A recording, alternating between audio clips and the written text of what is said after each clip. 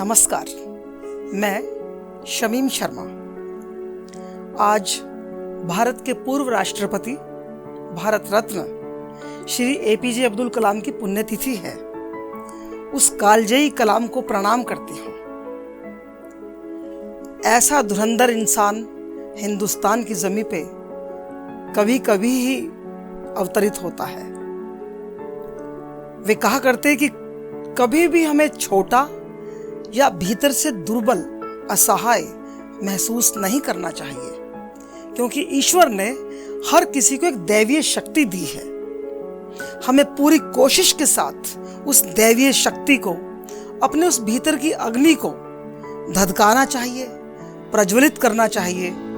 और तभी शायद इसी सोच के कारण उन्होंने अपनी आत्मकथा का नाम लिखा था फायर ऑफ विंग्स। कमाल के व्यक्तित्व थे वो। अपनी इस आत्मकथा में अपने बचपन का एक किस्सा याद करते हैं कि जब वो क्लास 4 में पढ़ा करते, चौथी क्लास में, तो गणित में थोड़े कमजोर थे। तो एक दिन सवाल गलत हो गए और बेंच से उनके कोई अध्यापक थे, मिस्टर अय्यर, उन्होंने खूब उनकी धुनाई की। फिर जब परीक्षा हुई तो कलाम के नंबर आए पूरे 100 में से 100।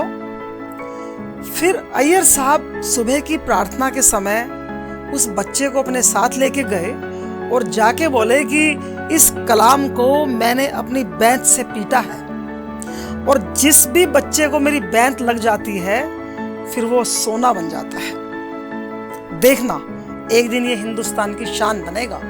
और सचमुच अय्यर साहब का कहना बिल्कुल सार्थक हुआ।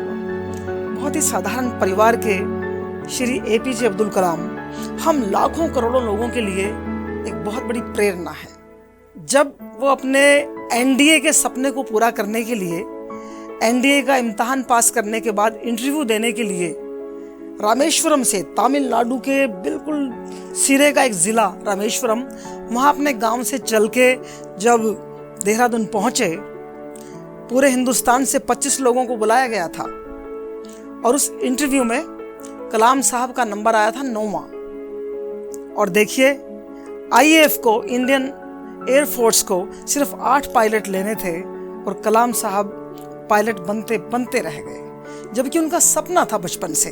क्योंकि रामेश्वरम के किनारों पर जो समुद्र बिखरा पड़ा है, वहाँ सारस को उड़ते हुए, हंस की पंक्तियों को उड़ते हुए देखते देखते कलाम के दिमाग में एक सपना जमा हो गया कि मैं भी बड़ा होकर ऐसी ही उड़ान भरूंगा, लेकिन पायलट नहीं बन सके। अंदर डिप्रेशन इतना ज्यादा हो गया कि जब वापसी पे ऋषिकेश आए तो ऋषिकेश के पास में शिवानंद जी का जो बहुत बड़ा आश्रम है, वहीं गंगा बहती है। उस बहती हुई गंगा के किनारे पर वो इधर उधर डोल रहे हैं कि बस मैं अब आत्महत्या करने वाला हूं।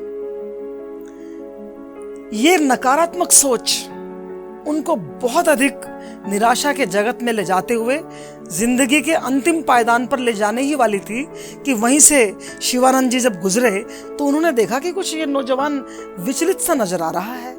उसके पास गए, कंधे पर हाथ रखा और बोले, क्या कर रहे हो? बोले कि ये पीड़ा मेरे मन में है। बता दी अब्दुल कलाम ने अपनी बात कह दी उनको कि मैं बहुत निराश हूँ और मैं जीवन को ख़त्म करना चाहता हूँ। मैं अपने घर से अपनी बहन के गहने गिरवी रख के देहरादून तक आया था, लेकिन मेरे पास तो जाने का किराया भी नहीं है, तो अब मेरे पास मरने के अलावा कोई रास्ता ही नहीं बचता। तो कहते हैं कि वो संत महाराज उनको अपने अंदर ले गए, अपने आश्रम में, वहाँ जाकर भोजन पानी करवाया और बोले कि तुम्हें जाने का किराया मैं दूंगा, लेकिन मरने की कभी मत सोचना। फिर अब्दुल कलाम कहते हैं कि मैं एक बात पूछना चाहता हूँ। ये पूरा किस्सा उन्होंने अपनी जो आत्मकथा है उसमें लिखा है, अग्नि की उड़ान जो उनकी आत्मकथा है। तो उन्होंने प्रश्न पूछा उस संत से कि ये बताओ कि मेरे साथ ही ऐसा क्यों हुआ कि बाकी 8 लोग सिलेक्ट हो गए और मेरा 9वां नंबर आया, मैं सिलेक्ट ही नहीं हो पाया। तो उस संत ने कहा कि देखो बच्चा, तुम्हारे लिए विधाता ने, उस ईश्वर ने कुछ और बहुत बड़ा सोचा हुआ है। उड़ान तो कोई भी कर सकता है, हो सकता है कि तुम इससे भी ऊंची उड़ान करो। और हम जानते ही हैं कि राष्ट्रपति के पद तो बाद की बात है, उससे पहले मिसाइल मैन के रूप में, और पता नहीं कितनी मिसाइल, कितने ही सैटेलाइट्स, कितने उपग्रह उन्होंने आसमान में छोड़े और उनका नाम ही पड़ गया मिसाइल मैन, उड़ने वाला इंसान। तो ये एक ऐसे हमारे अब्दुल कलाम थे जो निराशा के गहरे खड्डे से निकलकर बहुत ऊंची पायदान पर भारत रत्न और भारत के राष्ट्रपति के पदवी तक पहुंचे। यह उनकी बहुत बड़ी एक विजयश्री थी। अब्दुल कलाम साहब अपनी शानदार जो प्रवृत्ति और प्रकृति के लिए जाने जाते थे, उनके स्वभाव में जो गरिमा और जो माधुर्य था वो कहाँ से आया होगा, इसका उल्लेख भी वो अपनी आत्मकथा में करते हैं। वे कहते हैं कि मेरे पिता एक दिन जब खाना खा रहे थे, मैं छोटा बच्चा था, हमारी माँ सबको खाना बनाती थी, खिलाती थी, ज्वाइंट फैमिली थी हमारी, सबके लिए दिन भर खाना बनाती थी। तो जब मैंने देखा कि मेरे पापा को उसने रोटी दी, मेरी माँ ने, तो बिल्कुल जली हुई थी। तो जली हुई रोटी के बारे में जब मेरी माँ ने उनसे माफ़ी मांगी कि गलती होगी मुझसे, तो पापा ने कहा कि मुझे तो जली हुई रोटी बहुत अच्छी लगती है। ये बात यहाँ खत्म हो गई। लेकिन कलाम साहब कहते हैं कि मैंने फिर अगले दिन अपने पिताजी से पूछा कि आपको जली हुई रोटी क्या सचमुच बहुत अच्छी लगती है? तो मेरे पिता का जवाब था कि जली हुई रोटी खाने से इंसान का कोई नुकसान नहीं हो सकता।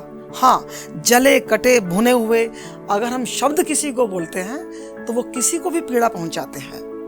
तो यही संस्कार, यही भाव, यही आचरण उनके जीवन का अस्तित्व बन गया।